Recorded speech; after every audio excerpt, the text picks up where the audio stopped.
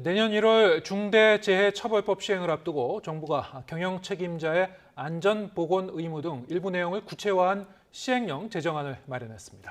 하지만 산업계는 어느 수준까지 의무를 준수해야 하는지 기준 자체가 모호해 현장에서 혼란이 우려된다고 반발했습니다. 이광혁 기자의 보도입니다.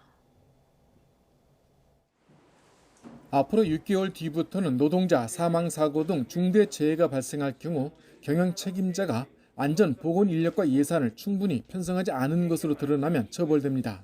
정부는 이 내용을 포함한 중대재해처벌법 시행령 제정안을 오는 12일부터 입법 예고하기로 했습니다. 중대재해처벌법은 안전보건관리체계 구축 등 의무를 이행하지 않아 중대재해가 발생하면 사업주나 경영 책임자가 징역 1년 이상 처벌을 받도록 했습니다.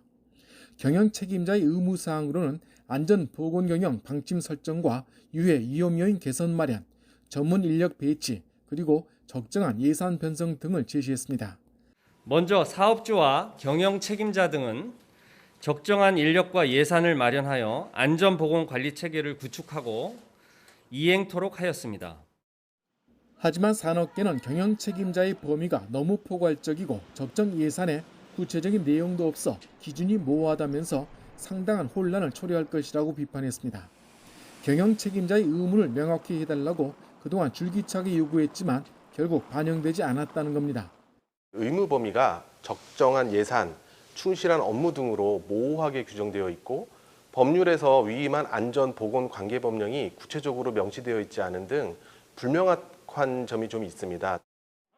노동계는 산재 예방을 위한 2인 1조 작업과 신호수 투입 등을 요구했지만 시행령에 구체화되지 않아 논란이 일고 있습니다.